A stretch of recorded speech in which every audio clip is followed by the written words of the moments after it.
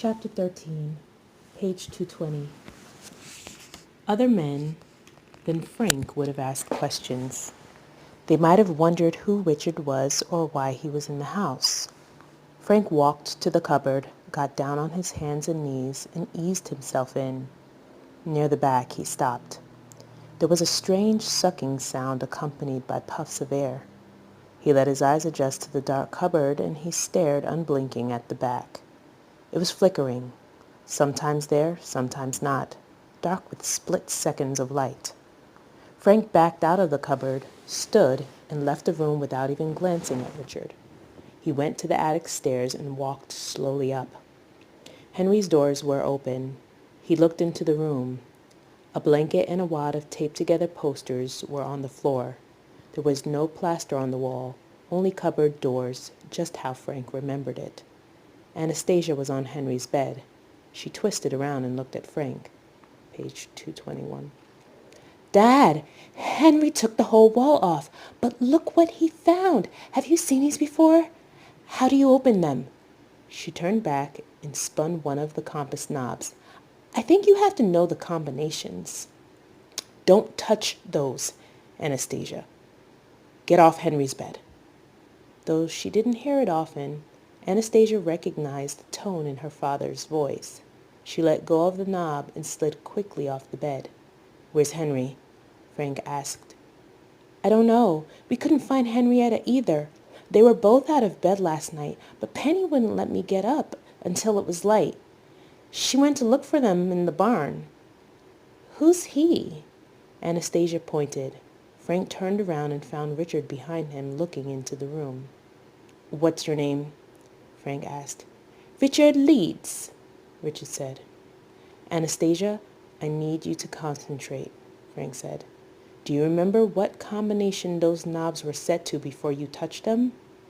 Anastasia shook her head. "Did I do something wrong?" she asked. "What did I do?" Frank smiled. "Go downstairs. Richard and I need to talk. Come tell me if you find Henry or Henrietta." Anastasia left for the stairs, and Frank put his hand on Richard's shoulders, pulling him into Henry's room.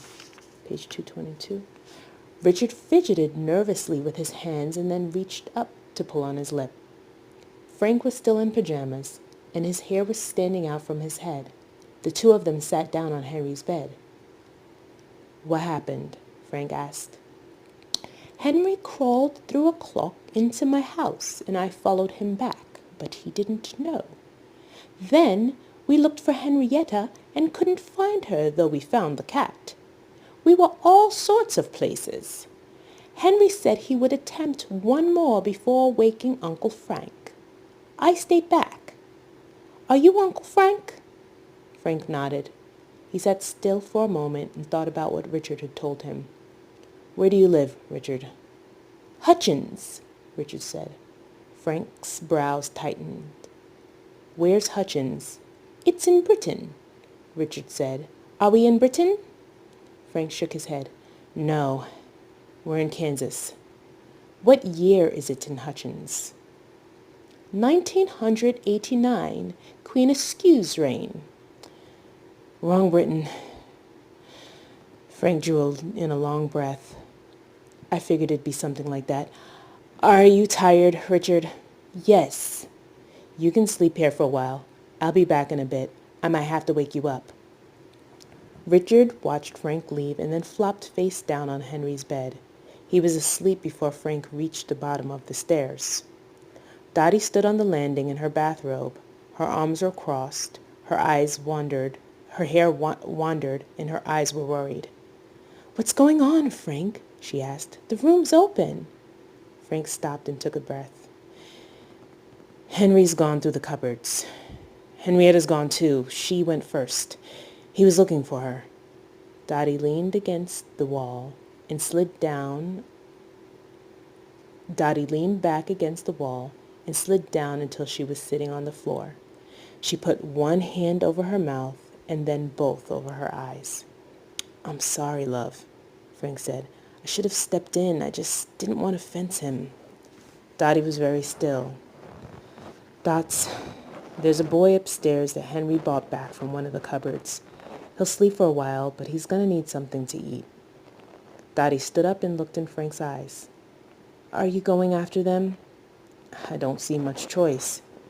Do you know which one they're in? Page 224. No, Anastasia was fiddling with the knobs when I went upstairs. I'll be guessing it might take a while. Dottie clenched her jaw. You belong here, Frank. You know that, don't you? Remember what I said. Frank didn't say anything. Dottie turned and walked back into their room. In Grandfather's room, Frank picked up the broken glasses and sat down on the floor. He pulled the rope out of the cupboard. The end was sliced cleanly. He stuck his arm into the small space and found a solid back. He thought for a moment and then went back up into Henry's attic. Richard was snoring. Frank tried to look around quietly at first, but after a few loud creaks and crumbling posters, he realized Richard would be nearly impossible to wake up. He bent down and examined the wall of cupboards, saw that the bad leg was wedged against the black one. The bed leg was lenched against the black one, and stood up. Back downstairs, he found Dottie at the dining room table, still covering her mouth. She was not crying, and Frank knew that she wouldn't. Anastasia was standing in the corner of the room, leaning against the wall, watching. She had asked her mother what was wrong, but hadn't heard. Now she was waiting. Dottie looked up at Frank. Where's Henry? Anastasia asked. Is Henrietta with him? Don't know, Frank said. Frank, Dottie asked, do you think they'll be okay? I mean, really, do you think you can even find them? Frank ran his hands through his hair and puffed out his cheek.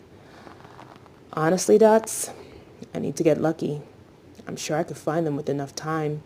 It depends on how smart they're being or who they've run into. Some places that would be easy, some places that would be hard. Frank sat down beside Dottie and set his fist on the table. Anastasia, he said, run get your sister. Your mother's going to explain to you the best she can. Anastasia just stood there. Go, Frank said, and she went. Now, he said to Dottie, I'm going to start. Don't let the girls go upstairs unless you're with them. If you need to leave the house, that's fine. You should tell the girls. I don't have the time. The sooner I get started, the better. Frank kissed Dottie on the head and stood to go. He heard the back door burst open, and Penelope and Anastasia rushed into the room. I've got to go look for your sister and cousin, Frank said. Your mother will try to explain things to you. When she's done, make sure you do what she tells you. He turned and walked upstairs. Penelope and Anastasia sat very still and looked at their mother. She looked at them. Page 226. What are you going to tell us? Penelope asked. I'm not sure, Dottie said. Where did Henry and Henrietta go? Anastasia asked. I don't know. That's what your father's trying to figure out. They were all silent. Finally, Dottie took a deep breath and spoke. Well, I suppose your father will be a while, so I may as well try to tell it. She reached up and pushed her hair behind her ears and leaned onto the table. I'll tell you as much as I know. Both girls were listening, but Dottie stopped again. The girls held their breath, hoping she wouldn't change her mind. Then Dottie began in earnest.